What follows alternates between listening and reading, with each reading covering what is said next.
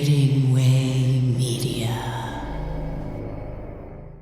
80s TV ladies, so sexy and so pretty. 80s TV ladies, stepping out into the city. 80s TV ladies, often treated kind of working hard for the money in a man's world. 80s TV ladies.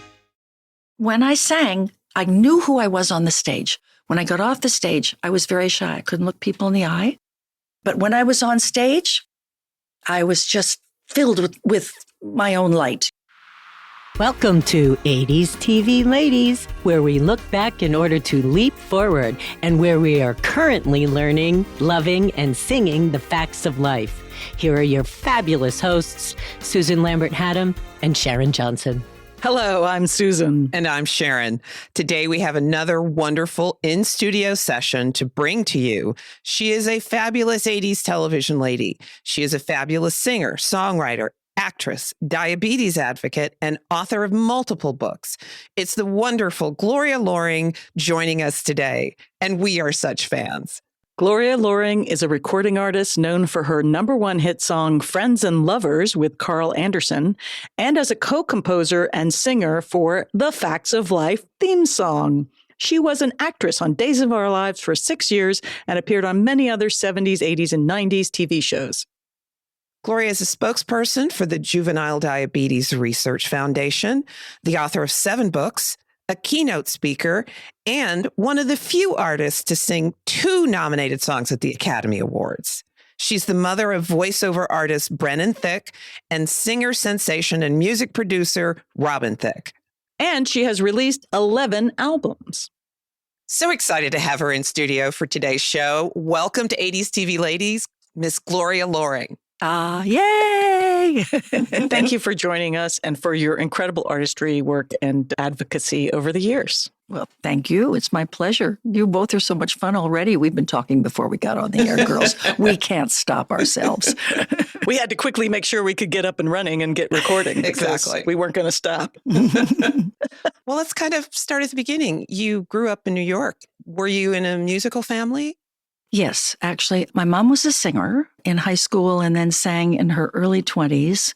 And then there's a story that I don't know. I never heard it from her. I heard it secondhand from my younger sister, that my mom actually met my dad and then got on a bus and chased him to he was a trumpet player, and chased him like down. And her father somehow figured out where she had gone and also got on a bus and chased her down and brought her home. But they got married. And he had 5 generations of musicians, starting with my father, going back to the 1900s. And I have a cousin who is quite the genealogist, you know. So my dad had all that musical heritage. His dad was a trumpet player. His mother was a child prodigy musician, died at 23 of an unfortunate ending a pregnancy, and died of sepsis, you know. And no one in the family ever told me until her sister was 93 and starting to lose some of her capacities. And she mentioned that it affected the family so hugely. Yeah. But all these musicians, and there was a child prodigy violinist, a lot of trumpet players, a band leader from 1903. And I have a picture of him with his band. So I created, and Robin, if you know me, you know Robin Thicke is my son. And I have another one, Brennan. I have to give them equal billing. Anyway, Robin, as a gift, got a huge framed poster from me of all the generations with a picture of each of those musicians with their band or their instrument. And I titled it Where the Music Comes From. And it was lost in the fire in 2018 when he lost his house. Oh, no. Yeah. Oh, no. What an incredible gift. I know. Oh, So my gosh. I still have the pictures. I haven't reformulated all of that, but I might do it one of these days. I might actually do it for my grandson because he's so musical, Julian. So he's just turned 15. So That's so amazing to have that legacy of music, and because music comes with so much joy and emotion, and I think it's just a real gift to have in your family. Well, it was to me because when I sang, my household was a little scattered at times. My dad was drinking. He had an alcoholism problem right to the very end. he joined AA and he was all gung-ho, but he always had a little flask in his pocket, and he'd take just a sip just to remind himself of how the alcohol could calm himself down. So he was a much more functioning alcoholic, but right through to the end, he loved music. He shared all of that with me and we could talk about it. But my household when I was a kid was a bit of there were slamming doors and thrown dishes and I always thought that my mother was the problem, but it was my mother reacting to that my dad had come home last night drunk. Oh. And it wasn't until one night I woke up and I heard them talking in the living room and I crept down the stairway and about halfway down there was a little place to stop and I put my ear around the corner and I heard him saying, "I'm so sorry. I know I have a problem. I'm going to go to AA and I'm going to do this and I'm going to," and he was crying and he said, "Please forgive me." And I shouldn't be hearing this, but what came to me, I remember it so clearly was, that's what's been going on. That's what the problem is. And I didn't know anything about alcoholism at that problem. I learned a lot later. But he was a brilliant musician. I mean, he sat next to Charlie Shavers in the Tommy and Jimmy Dorsey band, and he traveled all over. But the problem was very pervasive for him because, I remember him telling me at one point he kind of came to. He was on the bandstand, played all the shows, but he had a blackout for 2 weeks. He just got on the bus, went with the guys, ate the meal, but remembered nothing because of all the drinking. And he woke up and they were like in Wyoming or something. And he went, "Oh, I don't know where I've been for the last 2 weeks." So, but that even didn't wake him up at that point, but eventually he did. But through the end of his life, he went to AA and he was very proud of the fact that he could have a drink and still conduct an AA meeting. That was my father. Yeah. Very creative. At one point, he fell down and he was there for 3 days because he couldn't call anybody and he had a huge thing on his leg and he couldn't live alone any longer. So we moved him into a care facility and he brought his hot pot and his little transistor radio or a little radio he plugged in. He had Parkinson's, which took us years to get that diagnosed. And then one night, the director of the care facility called me and he said, "Miss Loring, I just want to let you know, we had a little incident last night." And I think, oh my God, my father. "Okay, what happened?" He said, "Well, we had to take your father's power tools away. He was making things at midnight." I said, "Yep, that's my dad." He was so brilliant at finding accommodation within his environment and creating what he needed. At one point, this is much more a visual, but I'll try to describe it. He had a Barco lounger, remember that, and you lean back and then you've got the big handle that you can slam forward. Well, he took the footrest off so he could put his feet in between and stand. So now and he showed me this. I almost fell over. He put his feet on the ground and he had in his side pocket, he had a Lazy Susan, like you put your herbs on that goes around and around. And he picked he's, look at this, hon.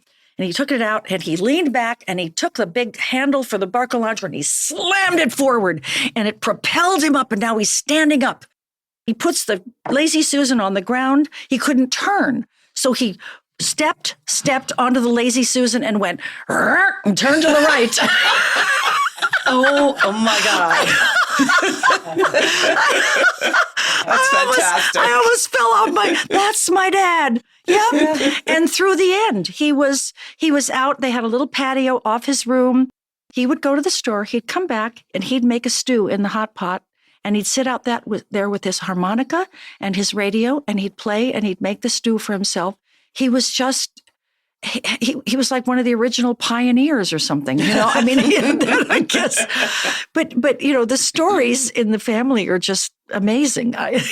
My favorite though was the Barco lounger and the Lazy Susan thing. That's pretty clever and insane, but clever, but fabulous. And when you see it, I could have seen it 15 more times and still laugh just as hard.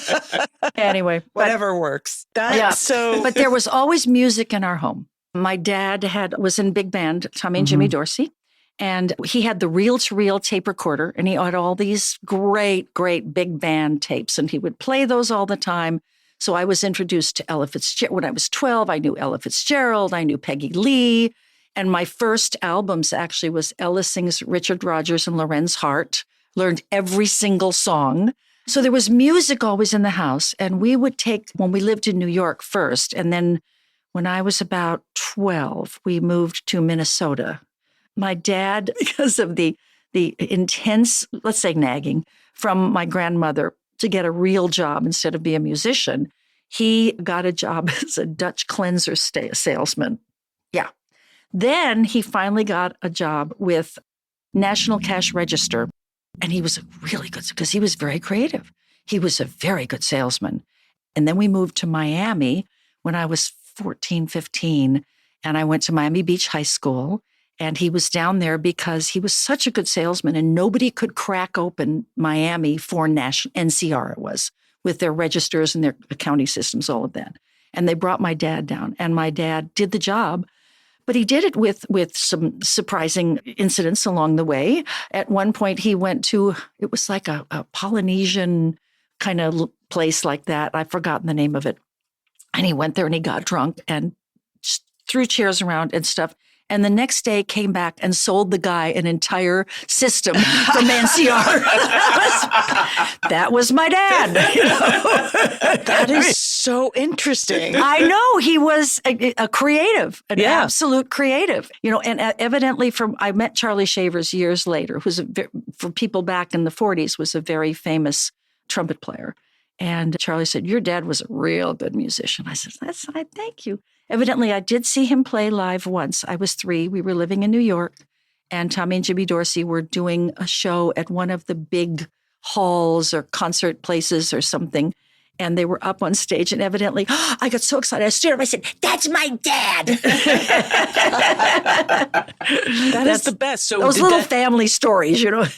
Is that? I mean, was it just inevitable that you become a singer, or was it? According to my mother, from the time I was 2, I sang perfectly in tune. Now you know mothers, you know, but I did. I loved singing, and my grandson Julian, Robin's son, who just turned 15. Is like that too. When he was Frozen was really big when he was about 3. I think he was about 3.5. And he would stand up on the sofa and he'd sing in perfect tune. He said, but he couldn't pronounce the words yet. He'd say, "Yet it go, yet it go." To this day, I remember, "Yet it go, yet it go." But perfectly in tune. And he's already won awards as a singer in the last couple of years with his school choir. And, you know, all of that. And he's writing songs. And now he thinks he wants to be a filmmaker. We got another creative in the family. Another creative. Yeah, definitely, yeah. So, well, it's a blessing and not a curse. No, complications. Complicated. Well, That's you what I'm have to looking for. have an enormous amount of internal motivation because there's so many times it's not going to work out as well as you wanted. People are going to say no, you'll go and audition and, you know, all of that. And you have to be absolutely sure this is the one thing in the world. I remember years ago, a young woman asking me, I'd already attained a certain amount of, you know, visibility. And she said to me, "Should I become an actress?" And I said, "If you have to ask me, no, you should not. Because you have to feel that I must do this or my life will not be, I must at least try. Or my life will not be worth it, or something. You know, you have to have that all or nothing, do or die kind of thing. Yeah. And so what, because you started very early. Yeah. I started singing, the early when I was in Miami Beach, I was singing in church choir and in school choirs, and I usually wound up being the soloist, so that was good. That was encouraging. I was singing... Oh, I know what happened. I was singing somewhere and somebody heard me and said, you know, a friend of mine is forming a little group. And it was kind of Peter, Paul, Mary +1. And I was the +1. You know, it was 3 guys with some guitars. And I was the singer out front. And we called ourselves Those 4, which was kind of a cute name. That's cute. And we sang at the Pegasus, which was a very famous coffee house down in Fort Lauderdale. And I don't even know if it still exists, but it was very famous. I remember singing where Fred Neil was, who wrote Everybody's Talking at Me, which I recorded a few years later. So we did those 4, and I did that for a while. And then that kind of went by the wayside. I don't remember why, but it did. And then I was one of my choir members, Richie Labson, and I formed Richard and Gloria, and we sang, and he played guitar, and he had a nice voice, and we sang duets and stuff. And we worked here at a little hotel, and I do. I've got a good story. I've got some good stories. Okay, so I'd been working my way up, and my mom and dad were divorced. They finally just couldn't make it work. When I was about 15 and a half, I had one beautiful dress, and I had 5 band arrangements that I had somebody make for me. I don't know where I got the money, but I did, because I was working some jobs, and I was staying with a friend. And I had my very first big engagement. This place where I was going to be was where Peggy Lee headlined, Tony Bennett headlined. And my friend, I said, I've got to make some money. I've got to get another arrangement. She said, well, I know about a job coming up. I said, what? She said, you can dance as a go-go girl. And it was in the lounge at this hotel, right? So I danced 2 weekends, and I think I made $50 a weekend, and in a little white fringe dress with little white boots. Yeah. Anyway, so that was good. And now I had my first engagement coming up. And I had been staying at my friend's, and her mother had been my friends for like 6 weeks. And her mother, one day I came in to the kitchen. She said, Gloria, you really need to go find your own place to live. I'd like you to be out by the end of the week. I had nowhere to go. I was 18, had very little money. And I thought, oh my God, what am I going to do? And I called my dad, and I said what I thought sounded like a lot of money. I said, could I borrow $100? Because I knew I had this gig coming up that was going to pay something.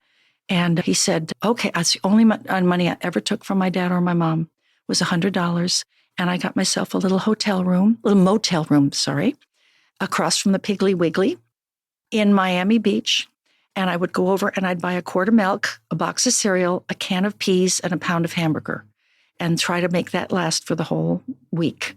And every once in a while, somebody would take me out for lunch or dinner. I was like, thank you so much, And so I finally got through, and I had put quarters in the air conditioner, that kind of thing in the middle of the summer. Anyway, finally the date was upon me, and I had my beautiful dress, and it was coral-colored chiffon, gown, like all the way to the bottom, chiffon with a swirly skirt and beautiful, like muffin. What is that called when they're kind of puffy sleeves? Puffy sleeves, scallop sleeves. Yeah, but with cuff. Yeah, with a cuff, like the whatever. Whatever those are called. Anyway, and a scoop neck with a little belt right under here, and this beautiful swirly skirt. And I was all ready to sing, and I had done rehearsal, and now I'm backstage. And I'm getting ready. And of course, you get a little nervous, especially us girls. And I had to make it pee-pee, right? So I go, okay, what am I going to do? It's almost time. All right. Well, I go in the bathroom and I close the door and I pick all this chiffon up over my left hand. I've got all the chiffon from the back to the front, all over the left hand. And I'm back then we wore pantyhose, and get the pantyhose down. I go, okay, accomplish the mission, pull the pantyhose up. And just as I'm pulling the pantyhose up, I hear, ladies and gentlemen, we have a wonderful show for you tonight. And we've got a wonderful young singer here from our community. I'm thinking, oh my God. And I drop the dress and I whirl around to grab the doorknob, and the back of my dress goes right in the toilet. Oh no. Oh no. Oh yes. And now I am blackout with fear. Just, they're going to announce me and I can't go out there. What am I going to do? And I've got paper towels, and I've got the back of the dress up on my leg, and I'm patting it dry. Fortunately, it had kind of color swirly thing. Mm-hmm. So, and it was the back of the dress, not the front. So I go, okay, ladies and gentlemen, would you please welcome? And I opened the door, went, okay, whatever. And I just went out there and I sailed on out, and I made sure to have lots of energy, and my arms were much more active than usual because I wanted to keep all the attention to the upper body. And I did the whole thing. I did my 4 songs, and I finished, and I bowed, and I backed off the stage. And there was an agent there that night. And he came backstage and he said, let me tell you something, little girl. You fill a room up with energy. He said, I would like to talk about representing you. That obstacle that I had to overcome became an asset, because I probably would have been nervous, but I was more nervous about them seeing the dress than I was nervous about what they thought of me. They couldn't see the dress. So I was so effusive and so bold and of gestures all over the place. I've never seen anybody so Look electrified. at that girl go. Was that the moment when you decided that this is what you wanted to do? That Oh, this no, was I your had career? already decided. I already had my arrangements. I had my dress. I knew what I was going to do. And there's some other, the stories along the way. Oh, my God. Yeah. At one point, I was on the road by myself with my music in hand. And I'd taken listened enough in music class, in choir, that I knew a little bit about the key and the music. And I'd look at the music and I could tell, okay, this is letter A, this is letter B. So I memorized my show. And so I could take the band through it because I couldn't afford a musical director. So I was on the road, right? And I was down in, I think it was Louisiana. Yeah, probably. And I come in and I bring my case with my music and put it down and hand the music out. And we're going through some number and we get a little ways into it. And this trumpet player starts to play a solo. And I'm going, excuse, I'm 18 and I've got these grown men there and I'm going, excuse, I'm sorry, but I don't think that's supposed to be it. You know what? Let's just go back to letter A and start from there, and we'll take it through. And it got to the same place, and he starts playing a solo again. I'm sorry, that's not supposed to be it. He said, well, it says right here, take it. It said tacit, which means don't play. So you're out on the road on your own. At 18, with my music in hand, conducting the band. And these are gigs that your agent set up. Yep. And I'm from one place to the other. And you're meeting the band each time? Like if the band's in go town? in and I pass my music out. And some of them I did, well, I think I'm going out of my head, right? Mm-hmm. And this one drummer only played swing. I said, no. It's a dotted chord. It's boom, boom, boom. I had to teach the drummer how to play. So this is where the songwriting came in. Well, later, much later. I know, but this is the beginning of it. You're self-taught. It sounds like a lot. Well, you were I learned it. a lot. I had to learn. I didn't have anybody to protect me when I rehearsed with the band. So I learned by listening to this. No, though that's not, you're not supposed to play there, kind of thing. So you learn as you go. It was this amazing education. It was lonely. It was, because you're on the road by yourself, an 18-year-old girl on the road. I can't believe. I was going to say, were you ever scared? Were you ever? Was I ever scared? No, I never felt. Well, there were later on, when I did the Playboy. Yes, actually, there was one guy, and there were a whole bunch of us at the Playboy Club, and we were all sitting at a table after the show, and we're all kibitzing and everything. Hey, let's go out. There's this fun dance club, and okay, sure. I think I'm 18 or 19, and I said, so I've got to go to my room and get my coat, and he said, yeah, I'll stop by my room and get my coat. Here, come on. And the hotel was attached to the Playboy Club, so we went up the back stairs and went. And we went to his room to get his coat, and he went in and he closed the door and he starts coming after me. I didn't. Now, here's the thing. I was brought up with the smell of alcohol in someone's breath. I did not know it. I didn't recognize it. It's just part of the package. That's just something that is there. And he started to try stuff with me. And I was so horrified. I fought him off. I wound up with bruises. He was going to rape me. But fortunately, I was so horrified that I kicked him. I crawled out of that room. I went back to my room and just cried and cried and cried. And the next morning when I checked out, I had bruises on my face and all of that. And I thought, but who would think, we're all at the table just having fun. Sure, let's all go out and dance for a little bit. So you learn the hard way, you can't just do anything. Just, oh, come on, we'll stop at my room. Stop at my room. And then when he started to come toward me, I went, oh my God, he's like drunk. I didn't see it. I didn't know it because I had learned not to see it. Yeah. I had learned not to recognize it in order to survive as a child. So all of that had to unfold for years and years. And so. Wow. Thankfully, thank goodness you were able to fend him off. Yeah, that was good. So we may be skipping ahead a little bit, but I know you had an appearance on the Ed Sullivan Show. Yes. So there's a good story about that too. So I'm 17, And we're living in Bal Harbor now in Miami. And when I took a school bus, and when I got off the bus, I was let off right in front of the Jockey Club. It was called the Jockey. I can't believe I remember that. Jockey Club. And as I went by, there would be, the doorman was there. And I was like, I said, yeah, I bet you have a lot of celebrities that come. Oh, yeah. He said, we do. I said, I'm going to be a singer. And, oh, good for you. Good for you. So every while I'd go by and he'd say, hi, how you doing? I said, I'm great. And he said, then one day he said, by the way, Ed Sullivan is coming tonight for dinner at 6:30. And I said, wow. So I went home and I already had some pictures that I had taken. And I was assuming and projecting that I was going to be at the American Academy of Dramatic Arts in New York. Yeah, with what money, right? But anyway, that was so I wrote on the back of it, hi, my name is Gloria Jean Goff. It was Gloria Jean Goff. So now I'm out there at 6:30 and I've got my picture in hand and he gets out of the car. And I said, hi, Mr. Sullivan. I said, my name is Gloria Jean Goff and I'm going to be on your show someday. And I hand him the picture.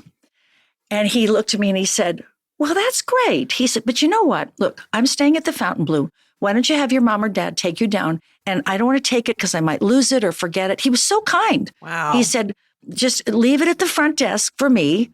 And so I did. I went down there. 4 years later, I was on the Ed Sullivan Show. That's amazing. Now hold up. Did they remember the picture? Like, was it because of the picture? Or was it something else? Did you remind them? I did. I don't even think I had the nerve because it was backstage and hi, how are you? We're so happy to have you on the show. Boom. And then he's gone, Yeah. But just that I had the gumption, as the word goes, to say, I'm going to be on your show someday.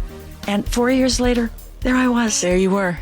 Okay, let's take a break. We'll be right back with more of our fabulous conversation with the amazing Gloria Loring. And we're back. To say, I'm going to be on your show someday. And 4 years later, there I was. But that just shows, I think, the power of intention. And that was my focus. I'm going to be a good singer. I'm going to do this. I'm going to do that. When I sang, I felt beautiful and valuable because in my house, because of all the chaos, you're overlooked. People aren't listening, et cetera. Everybody's dealing with their own stuff going on. But when I sang, I knew who I was on the stage. When I got off the stage, I was very shy. I couldn't look people in the eye. But when I was on stage, I was just filled with my own light. I was what I should have been everywhere.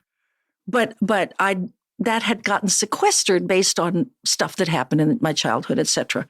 But, those stories, I think a lot of people who've been successful very early on, John Legend. I mean, he named himself Legend, for God's sake. Come on, talk about projecting. Yes, that sense of focus is very powerful. Yeah. And I have to do this and I have to pursue it. It was the only thing I had that made me feel really, really important or valued. Mm-hmm. It was when I sang, I was beautiful, I was powerful, people watched me, people listened to me. I mean, every kid wants that, Yeah. So, yeah. That's amazing. All right. So the singing was leading you through. The singing, I started when I was 18 and I sang, I did like tons and tons. I did everybody's variety show. John Davidson had, everybody. I did the Ed Sullivan Show. I did the Carol Burnett Show 3 times. I did the Dean Martin Show. To talk about the Carol Burnett Show. Oh, well, Carol was just a dear, is still a dear. She's just an amazingly wonderful lady. I did just a little bit of a what would you say, a little advert sort of thing for her box set of all her shows. And they said, hi, it's Gloria Loring, and I can't tell you, you're going to love this set. The shows I did with her, blah, blah, blah, that kind of thing. She wrote me a handwritten note. I had a handwritten note from Carol Burnett. That's the kind of person she is. So you cherish that. But so I did all these shows. And then along the way, I got married to Alan Thicke, who was a Canadian, worked for the CBC. And the cute story, I was working in Toronto at the Royal York Room, which was the room in Toronto. And I was the star on their pictures in the elevator and everything else. And I'd done some television by then because I think we got married when I was 23. So I was I'd already done, I did Merv Griffin. I did, and there's stories about that, but we'll be here for 3 hours, so never mind. Anyway. We'll have a whole Merv Griffin show, apparently. But anyway, you want my whole life? No, okay. No, never mind, Gloria. It's enough already. Anyway, so I get this phone call in my room, and he said, hi. I said, I'm Alan Thicke, and I'm with the CBC. And I said, oh, that's so nice. I said, listen, if it's about doing something, an interview or something, let me give you my manager's number, and you can call me. No. Actually, he said, I thought, you're here in Canada, in Toronto, and I was wondering if you'd like to have dinner. And I'm about to say, no, thank you. And he said, with my parents, at my parents' home. And I went, oh. That actually, on Sunday, my day off, went out there, and that was it. It was kind of and the interesting thing, just between us girls and whoever else is listening, when I was there, I felt so at home. Mom was an alcoholic, and I think, but she wasn't drunk. No, but I mean, it was just, oh my God! And I remember being in their kitchen after we got married. And there was a glass there, and I had poured myself some grapefruit juice, and I thought it was my glass. And I picked it up. It's got vodka in it. I'm going, oh, wait a minute. So it dawned on me that this was going on. So poor darling Joan, she never recovered from that. But she was such a dear person, such a very dear, and I loved her so much. But anyway, so it was very instantaneous. I mean, it was just, the connection was enormous. And we decided very early on, within a few months, that we would get married. I met him in January. We got married in August in Toronto. Yep. And it was like 4 years later, we had Brennan. And then 27 months after that, we had Mr. Robin. And I had 2 little boys, and I continued traveling and working. I had a C-section with Brennan, and I was back on the road 7 weeks after the birth. Oh, my. Well, I had a job at the Fairmont Hotel, very classy, in Dallas. And I didn't know I was going to have a C-section, and I found a dress that was good. And, here's another one of those stories.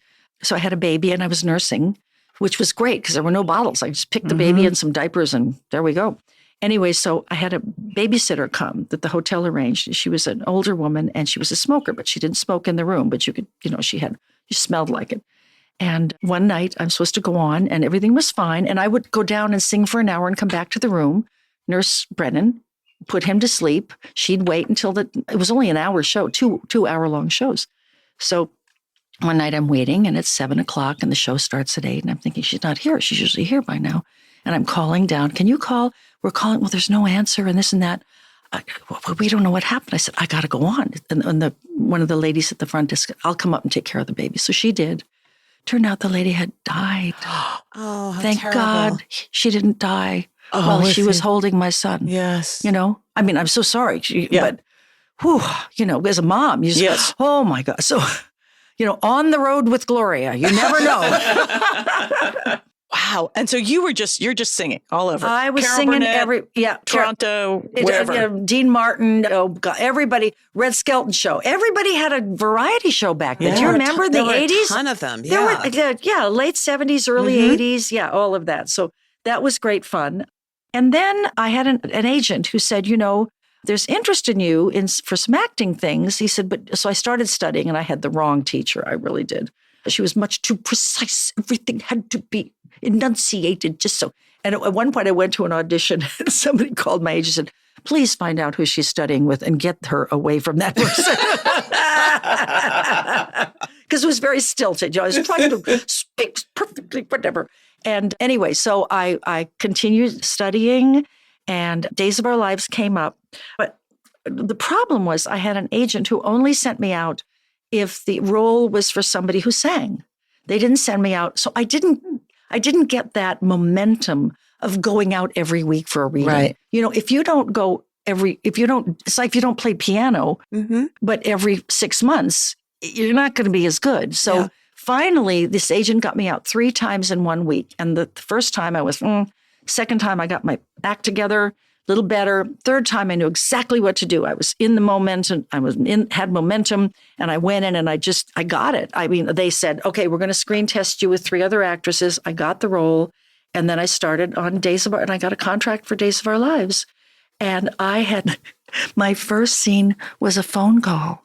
And with everything I had done in acting class, I had never done a phone call. Oh. And I thought, where do you look? What, you don't look down. Because usually if you're on the phone, you're like this, but you've got a camera there. And it was so, Bill Hayes, who passed recently, and just the nicest man in the world. Camera said, Gloria, let me tell you, just look across the studio and pick a spot and pretend you're talking to a friend across the studio. So your gaze is like you're imagining your friend. I went, oh, and so I did the phone call and I looked across the studio. Oh, yeah, and did the phone call. Okay, first one down.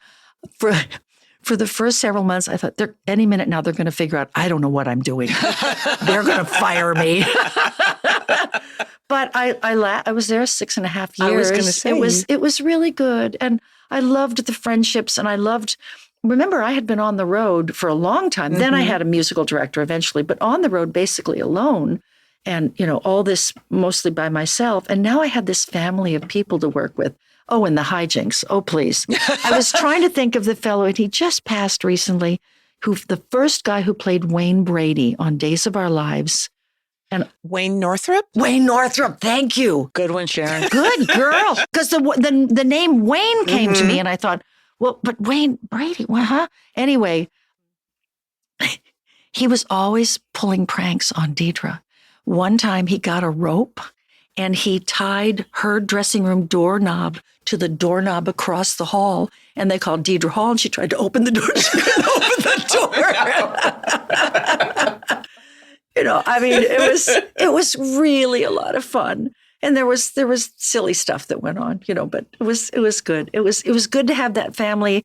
And the wonderful thing about it is it came right when Brennan was about to turn 5 and would start sort of preschool, and Robin was 3, and I had tried to take both of them on the road. Oh, please get off the plane with smashed banana all over my jeans. So I had to leave them at home, and I had a friend her daughter was good friends, and she'd come over, and I had a housekeeper, and et cetera, et cetera. And but it came when Brennan was 5, and now I had a steady job. And for 6.5 years. That's until great. They were through that period of time, so that growing up, and I was home every night, usually for dinner, so. A lot of stability. It's really good timing. Thank you, universe. So you were already based in Los Angeles then? Yes, by then I was in LA. I moved out to LA I married Alan in 1970, August. And we moved out to LA shortly thereafter because he knew he had to come out. And I was doing the Carol Burnett show and the Dean Martin, and I always had to fly from New York. And we met, and we got his Thunderbird and got a trailer on the back of it, loaded all our stuff in, and drove clear across the country and stopped at the Alamo and continued going, and then went to LA and got an apartment in LA. I just want to picture for a minute the movie of Two on the Road, of you and Alan Thicke, like traversing the country on the way to Los Angeles for you guys I kind of love that. I know. There was a song I used to sing on Days of Our Lives occasionally, and I sang it in my show. Once upon a time, a boy with moonlight in his eyes, And whenever I sang that song, I remember us stopping the car, driving somewhere on some mountainy sort of thing, and looking out over a valley. And I would always picture us standing there, holding hands, looking at this, very, very poignant. Yeah. Okay, that's very beautiful. That's awesome. That's a lovely love story. So I'm so curious because 80s was kind of the peak of soap opera, right? Like I think it was, wasn't it? Yeah. And it was also the peak, which was very interesting to me to remember. There was the peak of soap opera music. Like you sang a lot. There were a lot of theme songs back then. There were a lot of theme songs, but it was also soap operas in particular had a lot of singers. Yes. And people singing on them. Yep. And that was very interesting to me because that was a big part of. Well, yeah. I mean, Friends and Lovers. So I was singing on the show because they started my character, Liz, as a sort of, not debutante, what was it? I was a daughter of an ambassador and very wealthy and supposedly very snotty, snippy. So typecasting. I know. I'm so like that. You haven't seen my snark yet, honey. Anyway, as I was playing it, that wasn't my essence. And I thought, well, wait a minute. She's the daughter of an ambassador. She knows you have to be diplomatic. So she might be really nice to people in person. And hi, so nice to meet you. And they go, oh, please give me a break. That kind of duplicity going on. But the way I played it, the writers started to write for who I was exhibiting her to be. And so she wound up to be a more sympathetic, more, et cetera, et cetera. And so it was really fun. And I got the great joy of working with Joe Gallison, who was such a wonderful actor and taught me so much. I learned so much from him, and I could always trust his eyes. He would turn and look at me, and there was like, zzz, I was in the scene, with Joe was an amazing actor. And it was really a privilege to work with him. But while I was on the show, there were some unfortunate things that happened, but there was some fun things too. There was this coinciding of the end of my marriage while I was on the show, the beginning of the end of my marriage in 84, and I didn't leave till 86. And I told Alan that I wanted a separation.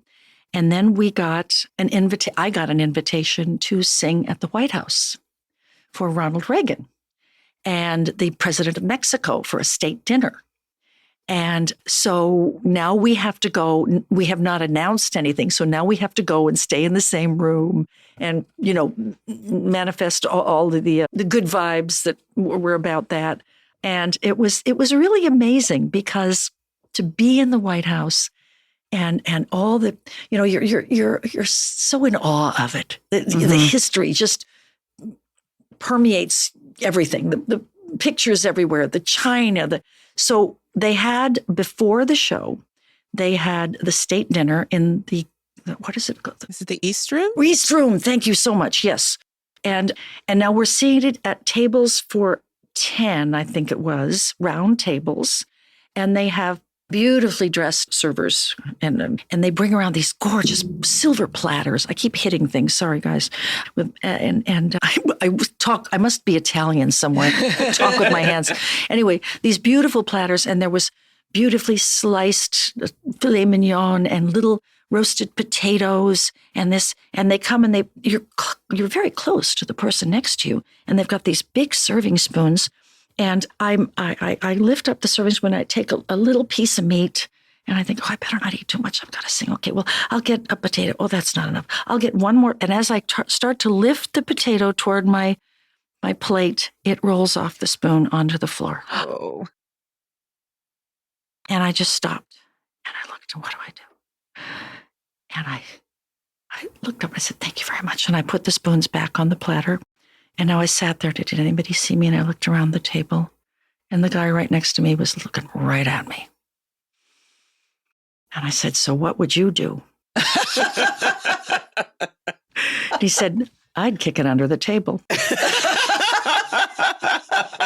I said, no, I'm at that stage where I'm trying to take responsibility for everything that is mine. And I picked the potato up and I put it on my plate under a lettuce leaf in the back. Now, I have to tell you, you looked up when you sent me the instructions how to get her and everything, that something about Beth Milstein. Yes. Well, Beth was the associate producer or something like that on the show, and we were very good friends. And there are two stories about Beth. So first of all, there's the potato story. And I called her and I said, the next morning I called her, you are not going to believe this. And I told her the story of the potato. And she said, oh, Gloria, I can't believe, oh my God, that is so funny. So now I get back to Days of Our Lives 2 or 3 days later, and I come into my dressing room, and there is a framed picture of Ronald Reagan. And it says, dear Gloria, don't worry. Next time we will mash the potatoes. Love Ronnie. That is fantastic. And I've got it still on my wall. I have got that picture. That's a good friend. That's a good friend. I'll tell you what else. So right about that time, let me think. It was 85.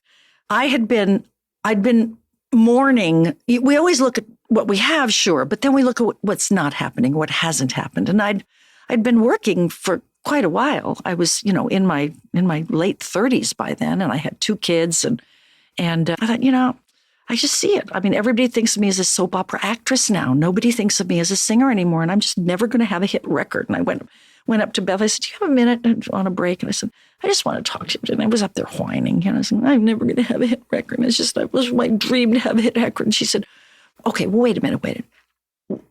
How could you have it? What could happen that would help you have a hit record? And I said, well, I'd have to find this an amazing song. And I mean, I'm on the show and I sing all the time and we have 10 million viewers. So I guess if I could find a really great song and I could sing it several times, maybe it would prompt enough interest that maybe a record company. And the next morning, Beth called me and she said, when you get a break, come on up. She said, I went out to dinner with some of the producers last night and they were talking about the song that was sent and somebody else was going to sing it. And I think you should hear it. And she played, What Would You Think If I Told You? And I went, at the end of the first verse, I said, that's a hit song if I ever heard one. And I said, I'm going to do that next week. So we went in and we got a little track done, or I think it was the pianist just played it. We just did it that way. And that song, within, 4 or 5 months, we got a memo from the marketing department, PR department with Days of Our Lives, that song had prompted, let me remember how they said it, more mail and phone calls than any piece of music in the history of NBC daytime. And now we set out. I said, okay, now I got to find a record company.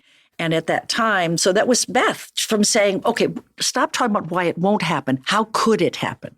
And what an education. What a gift. In what we know now about setting an intention. And I should have known from Ed Sullivan, I'm going to be on your show, but you start to absorb everyone else's opinions about everything instead of having your own. Anyway, so it was an amazing time. And there were a lot of things that went wrong but with that record, and it finally was out and somebody was going to sue me because the guy that reproduced it didn't sign the contract. And I had to pay all the money I earned for that record to the lawyer to get us out of that quandary. NBC said, not our job. Oh, gosh. Oh, yeah. It's okay. It's only money. It's okay. I went on. But anyway, all these things that happen along the way, you look back, go, wow, what a ride. That's incredible. Yeah. That is so incredible. Such a beautiful, beautiful song. Absolutely. I know, isn't it? And it's so sweet. How did it come about that, was it Carl Anderson that sang it with you? Yes. Okay. So that wasn't Beth. That was Don Diamont, who had come on the show to play this young love interest of mine. And actually we wound up having a relationship for about 4 years or something. He was such a gift to me because I was going through my separation and divorce. There was no doubt, and he treated me, unlike my marriage, with so much respect. If I was sitting at a table with him and I went, he'd say, what? What do you need? What? What man does that? As far as I was concerned. And so that was a gift to me. Okay. He said that he went with some friends to At My Place in Santa Monica and saw this singer, Carl Anderson. He said, I think he's who you should do this song with, because it was meant to be a duet. The original demo was a duet. And I had thought, well, maybe we could call Al Jarreau or somebody. Carl, the minute I went to see him sing, and the minute I said, oh my God, yes, please. And we made a record. He got some musicians together and this and that. And we made a record and they used the bass of that record. And then it was Yves Desca, I think was his name. And he was a Frenchman. And he reproduced it and shortened it a little, cut it a little, which prompted the owner and executive producer of the show to say, you've destroyed that song. Well, it was #1 all over the country. In all the major markets, it only got to #2 on the charts because Higher Love. Okay, I'll take a back seat to Higher Love. But anyway, all these things happened, and it was such an exciting time. It was wonderful. Now, second week of September, 1986, my first book came out because my son had been diagnosed with diabetes, and I had written a book for parents of children with diabetes. My first book had come out. Friends and Lovers hit #1 all across the country. And something else happened too. Oh, and my divorce became final all on the same week. Wow. Wow. Talk about a turning of the tide, Yes. you know? I mean, I look back and look at these coincidings or coincidings, and just, it's amazing. You know, I had all this loss. And that's also the week I left Days of Our Lives. I left Days of Our Lives. My divorce became final. My book was released, and Friends and Lovers became #1. It was 4 things. Wow. I haven't told that story in a while, so I had to remember. That is incredible. Like, and so let's talk about the book and your son and your advocacy for diabetes research. Yeah, it was really hard. He was only 4.5. And, you know, at one point he looked at me and he said, "Mama, when are my shots going to be over?" Because it had been going on for a couple of months and he hated them. We had to hold him down sometimes and he'd scream, "I hate you, I hate you." And it was just, oh, God. Anyway, I won't go back there. And he said, "Mama, when are my shots going to be over?" And I said, "Well, I don't know, but we're working on it." And Alan had been somewhere and met a woman named Lee Ducat, who had founded this Juvenile Diabetes Foundation, which became the Juvenile Diabetes Research Foundation and now has a new name. And I thought, I want to be a part of that. And Alan, God bless him, he was, you know, the spark. If there was something to be done, he would do it. He wrote 2 songs about hockey. One was called "Please Forgive My Misconduct Last Night," and the other was called "Hockey Sock Rock." And he got Phil Esposito and a bunch of the major hockey players to sing, and he created a video, and they sold this, and he made a whole bunch of money, and he donated it to diabetes research. And I was like, my hands on my hips. Well, I could do that, you know. I'm on Days of Our Lives. Come on. So anyway, I decided that I would do something, and now here's another one of these amazing coinciding stories. I noticed that we traded recipes in the makeup room at Days of Our Lives. And I had just gotten a request for a recipe and a story and a picture for a charity cookbook. And I thought, okay. And then I thought, wait a minute, maybe I could do that for diabetes research. So I came up with the thought, and I thought, well, how in the world am I going to do that? And so I went into Days of Our Lives, and I was, Might as well, since you... Yeah. it's okay? Yeah. I'll start again. Yeah. Thank you. I'm used to that. You're very stuff. good at that. A pro. Okay, so this conversation is going to be a 2-parter. We will be back with the second part of our interview with the fabulous Gloria Loring next time.